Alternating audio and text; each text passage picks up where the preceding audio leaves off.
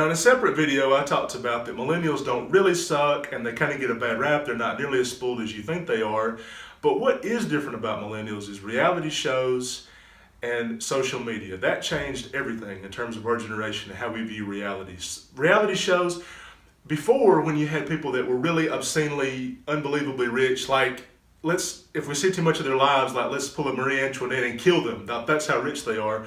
They were often a remote part of existence. Like, you never really thought about, okay, one day I'll be Rockefeller, and I know what Andrew Carnegie, I know the wallpaper in his house, and I know like his wife's bowel movements, and I know all this shit. Reality shows change that. When you're keeping up with the Kardashians, quote unquote, you're really being forced to watch somebody's lifestyle that's way more extravagant than yours. And because they don't really do anything, it makes it seem like, okay, this is going to be me in 3 or 4 years. Like, people now have lost touch with reality in terms of their ordinary everyday job. When we're watching the Real Housewives, it looks really fucking easy because they don't work, they don't do anything. Like, literally, they're called Real Housewives, except half these women don't even have kids. They never take care of their kids. The nanny and the cook and all these other people do that. What's their job? We sit around bitching about each other. I want to do that, you know. Eddie cashier at Walmart's like, yeah, that sounds great. I'll take that job, you know. So, but because that came into our living rooms, and a lot of these families are new money, and it looks like it's so easy to attain, it skewed it in terms of what we thought was possible.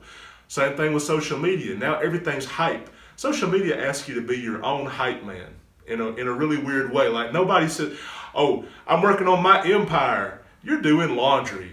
Like, oh, I'm gonna go buy like nobody's just buying groceries anymore now. It's just like buying groceries like a boss.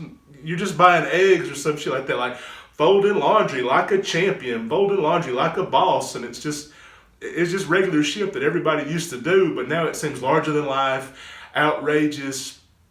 We're constantly being asked to get involved in somebody's life that just never would have been the case 10, 20 years ago. Like, now celebrities are not kept on a distant galaxy. Marilyn Monroe and Cary Grant and all those people say Cary Grant was gay, but we never would have known that back in the day. Today, there'd be no way that we couldn't know it, because not only would, and I'm not just saying because he'd be encouraged to come out of the closet, but because he'd be outed in about 5 minutes. Like, now it's just harder to hide information like that. Now people just know more about the celebrities that they're with, as we've seen with sexual misconduct. So because all these celebrities are coming into our lives in a way that now feels like they're really accessible, even though they may not be, like, oh, Jennifer Lawrence is so down to earth and fun, and she probably is, but she's been doing this since she was about 10 years old. She's been a child actress that became an adult actress, but that looks really attainable. So somebody who's 35 and working at Applebee's is like, oh, I could join the business tomorrow. I can do what she's doing.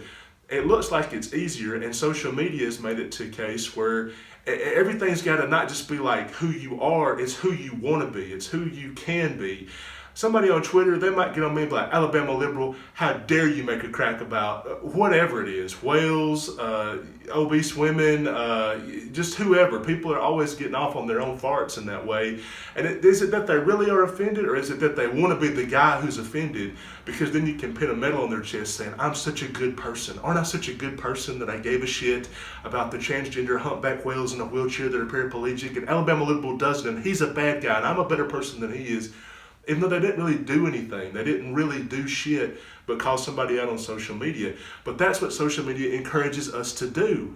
When you get on there, it's rewiring your brain. Like, okay, if I'm saying, you know, let's all be nuanced about this and that, like I'm in the center, I'm in the middle, and you get one like, and then you come out there and say, burn it all down, Hollywood's got to go, the patriarchy sucks, and you get 50 likes. It's rewiring your brain in a weird way to chase the likes, to chase the hearts, to get the thumbs ups. So it's not even really about what you think anymore. It's about what the mob thinks. So this idea that, like, it helped our individuality, while it systematically destroys it. And it also fucking kills you for jobs, because even though you're ranting and raving on social media and your followers are giving you 30 thumbs up, 40 thumbs up, hearts and all this shit. And this happened to me.